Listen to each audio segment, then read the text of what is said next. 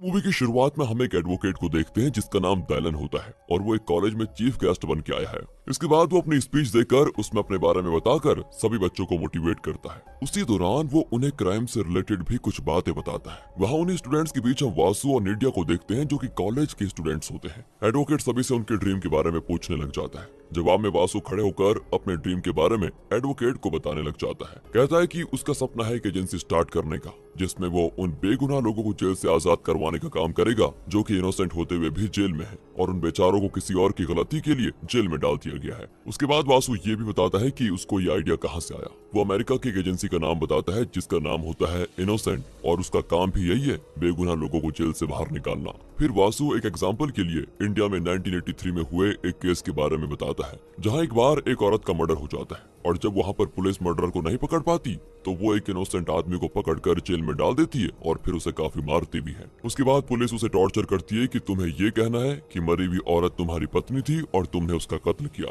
Police के torture करने से वो आदमी एक्सेप्ट कर लेता है कि उसने ही मर्डर किया, पर जब पुलिस उसको कोर्ट में लेकर जाती है तभी वहाँ पर उस आदमी की रियल वाइफ आ जाती है जिसको देखकर सभी हैरान हो जाते हैं और अगर इसकी वाइफ का इसने मर्डर कर दिया था तो ये औरत कौन है, सभी यही सवाल पूछने लग जाते हैं। एंड तब सभी के सामने सच आ जाता है कि वो आदमी इनोसेंट है और उसने कुछ नहीं किया और जबरदस्ती पुलिस ने केस सॉल्व करने के लिए उस आदमी को इसमें फंसा दिया है। अब वासु आगे कहता है कि ऐसे कई सारे केसेस हैं पूरी इंडिया में जहां पर इनोसेंट लोगों को जेल में डाल दिया गया है। वासु कहता है कि मैं ऐसी ही एजेंसी को स्टार्ट करना चाहता हूँ। वासु के इस आइडिया को सुन के एडवोकेट उसको काफी अप्रिशिएट भी करते हैं और कहते हैं कि तुम्हें फ्यूचर में कभी जरूरत हो तो मुझे बताना, मैं तुम्हारी मदद जरूर करूंगा। आगे हम देखते हैं कि वासु और निड्या मिलकर फाइंडर एजेंसी नाम की एक एजेंसी स्टार्ट करते हैं जिसका काम जेल में फंसे इनोसेंट लोगों को बाहर निकालना होता है और इनकी एजेंसी में इनके फ्रेंड्स भी होते हैं जो कि इनके केस सॉल्व करने में काफी मदद भी करते हैं। धीरे धीरे उनकी एजेंसी का काम काफी अच्छा चल रहा होता है और ये इनके पास आया हुआ एक केस भी सॉल्व कर लेते हैं। आगे हम देखते हैं कि पायल नाम की एक लड़की है जो न्यूज़पेपर पर देखती है,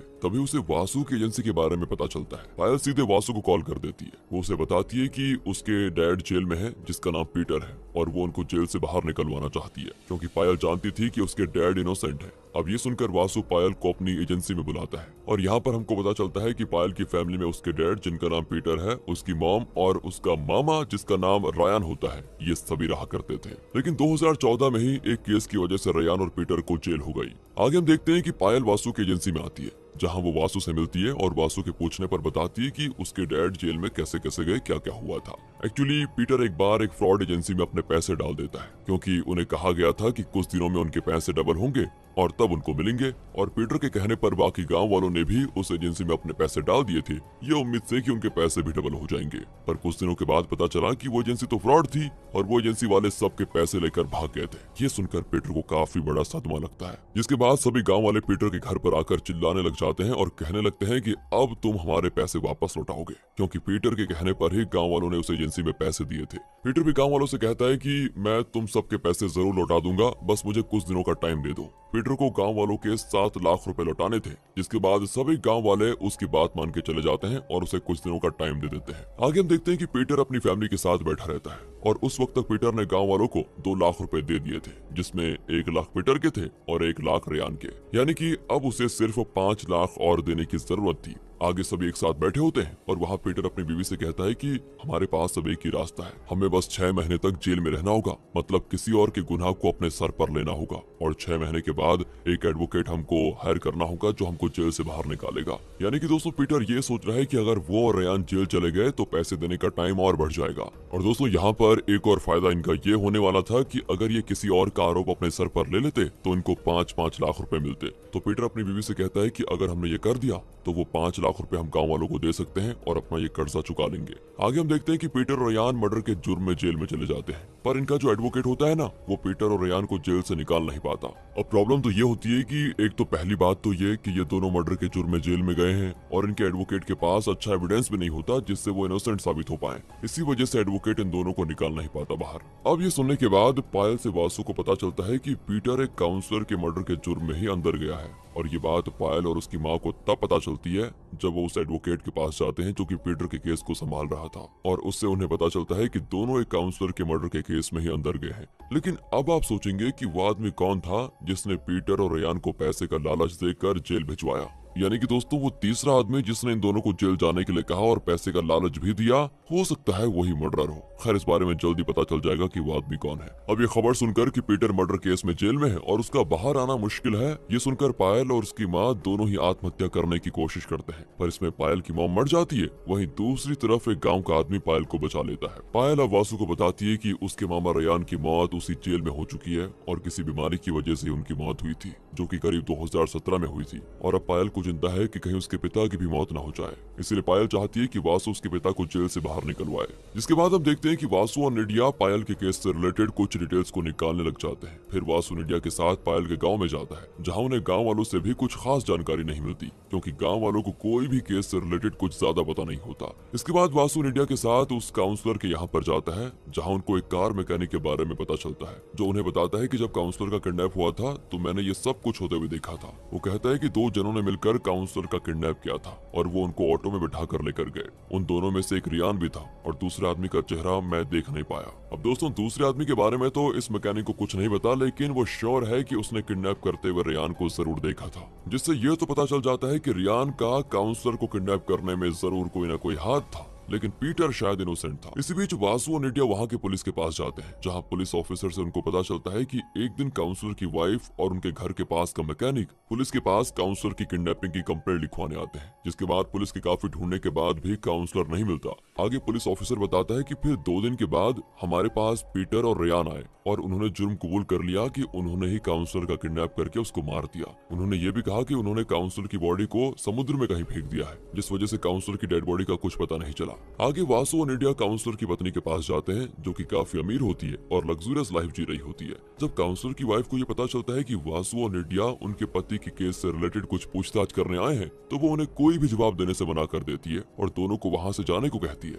इससे दोस्तों इन दोनों को काउंसलर की वाइफ पर शक होता है, लेकिन फिर भी उनको वहाँ से जाना ही पड़ता है। अब वासु और निडिया पीटर के एडवोकेट के पास जाते हैं, वही एडवोकेट जो पीटर और रियान को 2014 के केस में छुड़ाने वाला था। जहाँ उन्हें एडवोकेट बताता है कि एक रात जब वो अपने दोस्तों के साथ बैठा था, तो उसी रात पीटर और रियान उसके पास आए और तब उन्होंने उसे अपने मर्डर केस के बारे में बताया और कहा कि उन्हें कैसे भी करके कोर्ट से बचा लें, जिससे ज्यादा सजा न मिले उनको।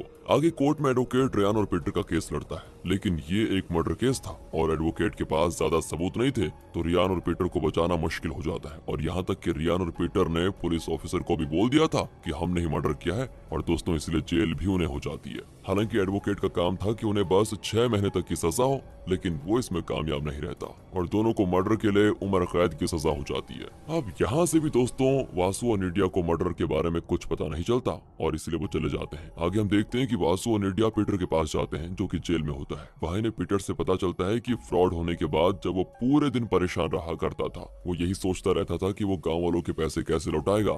तो तभी रियान एक दिन पीटर के पास आया और पीटर से कहा कि उसके पास एक रास्ता है। जिसके बाद रियान पीटर को गुरु से मिलाता है, जहां गुरु पीटर और रियान को बताता है कि देखो, तुम्हें पुलिस से बस ये कहना है कि काउंसलर का मर्डर हमने किया है। तुम दोनों ने मतलब खुद को फंसाना है और इस काम के लिए तुम्हें 5-5 लाख रुपए मिलेंगे। साथ ही तुम्हें ज्यादा सजा नहीं मिलेगी क्योंकि काउंसलर की डेड बॉडी नहीं मिल रही है, इसलिए शायद जज भी केस को जल्दी बंद कर दे। पीटर बहुत भोला होता है और वो गुरु की बात में आ जाता है। तब हमें ये भी पता चलता है कि ये रियान के लिए एक आम बात थी। वो कई बार पैसे लेकर किसी और के क्राइम के बदले जेल में गया था और इसी तरह वो पैसे कमाया करता था। जिसके बाद गुरु पीटर और रियान को ये भी बताता है कि तुम्हें पुलिस को ये बताना है कि कैसे तुमने काउंसलर को किडनैप किया और फिर उसकी बॉडी को समुद्र में फेंक दिया। यहाँ पर हमको पता चलता है कि गुरु काउंसलर के मर्डर में शामिल था, पर यह नहीं पता कि गुरु ने ही काउंसलर का मर्डर किया है। पर यह बात तो फिक्स है कि गुरु उस मर्डर को जानता है जिसने काउंसलर को मारा है। उसी के बिहाफ पर गुरु एक बकरे को ढूंढ रहा था जो कि मर्डर का इल्जाम अपने सर पर ले ले, और ये बकरे होते हैं पीटर और रियान। लेकिन तो वो आदमी है कौन जिसने काउंसलर को मारा है और गुरु से ये कहा है कि तुम बस बकरों को ढूंढो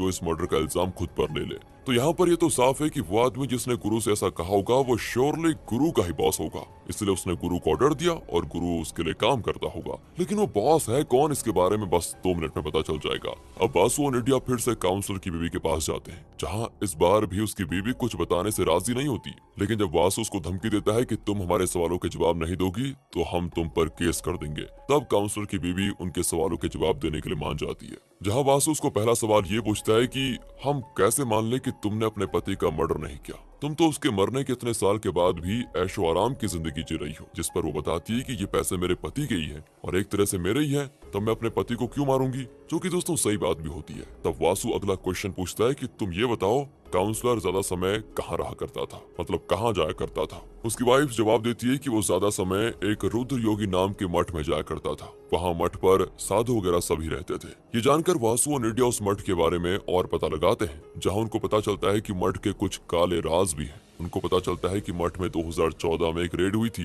जिसमें ढेरों ब्लैक मनी मिला था, यानी कि मठ में ब्लैक मनी को व्हाइट मनी करने का काम किया जाता था। तभी इनको पता चलता है कि वो ब्लैक मनी भीमा नाम के एक बहुत बड़े लैंड माफिया का पैसा था। इन्हें उसी दौरान ये भी पता चलता है कि गुरु भीमा के लिए ही काम करता है और भीमा ही गुरु का बॉस है, यानी कि भीमा ने ही काउंसलर को मारा होगा या मरवाया होगा। लेकिन भीमा काउंसलर को क्यों मरवाएगा, जबकि उस वक्त काउंसलर और भीमा अच्छे दोस्त थे? तो इसका जवाब जल्द पता चल जाएगा। अब वासु और निड्या को पता चलता है कि भीमा ने 10 साल पहले उसी मर्डर के समय अपने घर के साइड वाला प्लॉट 3 गुना ज्यादा पैसों की कीमत पर खरीदा था। लेकिन कोई 3 गुना ज्यादा पैसे के लिए प्लॉट क्यों खरीदेगा, यानी कि प्लॉट में कुछ तो गड़बड़ी है। यही सोचकर वासु ये प्लॉट वाली बात पुलिस ऑफिसर को बताता है, जिसके बाद पुलिस ऑफिसर प्लॉट में खुदाई करवाते हैं। उन्हें वहाँ पर एक इंसान का कंकाल यानी कि स्केलेटन मिलता है। और अब आप सोचेंगे कि शायद ये स्केलेटन काउंसलर का ही है जिसे भीमा ने मार दिया था, लेकिन स्केलेटन के रिसर्च करने पर पता चलता है कि ये स्केलेटन काउंसलर का नहीं बल्कि भीमा के पिता का है। हो गए ना दोस्तों आप कंफ्यूज?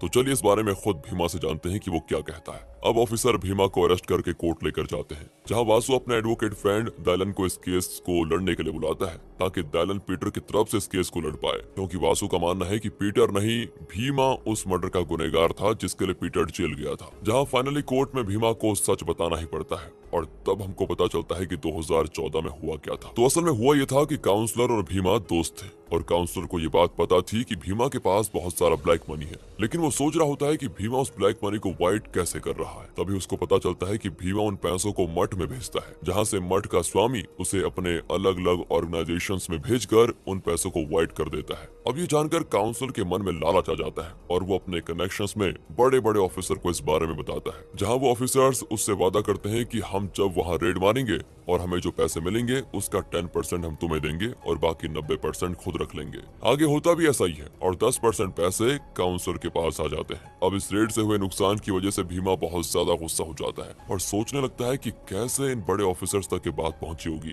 तब उसको याद आता है कि कुछ दिनों पहले काउंसलर उससे पूछ रहा था कि तुम कैसे ब्लैक मनी को व्हाइट करते हो, जिससे भीमा समझ जाता है कि काउंसलर को उसके मठ का सच पता चल गया होगा और उसने अपने कनेक्शंस लगवा कर वहाँ पर रेड मरवा दी होगी। इसके बाद भीमा ने गुस्से में काउंसलर को गुरु और रेयान की मदद से किडनैप करवाया और उसको मार दिया। अब भीमा को कैसे भी काउंसलर की बॉडी को छुपाना था, इसलिए उसने उस बॉडी को आगे जाकर बड़ी चालाकी से शमशान घाट में गुरु की मदद से जला दिया। और उस वक्त शमशान घाट में जो लोग भी भीमा को पहचानते थे, उन लोगों ने भीमा से पूछा कि ये आप किसको यहाँ पर जला रहे हैं? तो उस पर भीमा ने बिना सोचे डर में ये जवाब दे दिया, मेरे पिताजी चल बसे, उनको हार्ट अटैक से मौत हो गई है और मैं इनका अंतिम संस्कार करने यहाँ पर आया हूँ। ये कहकर भीमा फंस जाता है, क्योंकि उसके पिता तो अभी भी जिंदा रहते हैं, इसीलिए आगे उसका सच सामने ना आ जाए, इसलिए वो गुरु की मदद से अपने पिता को जान से मार देता है और उन्हें अपने घर के साइड वाले प्लॉट में दफना देता है। यहाँ से भीमा को ये भी डर होता है कि शायद अगर इस प्लॉट पर कंस्ट्रक्शन हुआ तो सभी को पता चल जाएगा कि यहाँ पर किसी की डेड बॉडी दफना रखी है और वो फंस जाएगा। इसी वजह से भीमा ने 3 गुना पैसों में उस प्लॉट को खरीद लिया ताकि कोई इस प्लॉट पर आ ही ना पाए। और यही पूरा सच भी होता है कि भीमा ने ही काउंसलर और अपने पिता को मारा, जिसके बाद कोर्ट भीमा गुरु दोनों को उम्र कैद की सजा सुना देती है और मठ के बाबा को भी ब्लैक मनी को व्हाइट करने के लिए कुछ सालों की जेल हो जाती है। इसके बाद फाइनली पीटर की सजा होती है खत्म और उसे आजाद करवा दिया जाता है, क्योंकि उसने तो कोई क्राइम किया ही नहीं था और वो तो इनोसेंट था। इस तरह वासु और निड्या इस केस को कर देते हैं सॉल्व और यहीं पर ये कहानी होती है खत्म। बाकी दोस्तों, अगर आपको वीडियो अच्छी लगी हो, स्टोरी अच्छी लगी हो, एक्सप्लेनेशन अच्छा लगा हो तो लाइक कीजिए, चैनल को सब्सक्राइब। मिलते हैं अगली वीडियो में, ध्यान रखिएगा अपना and finally thanks for watching.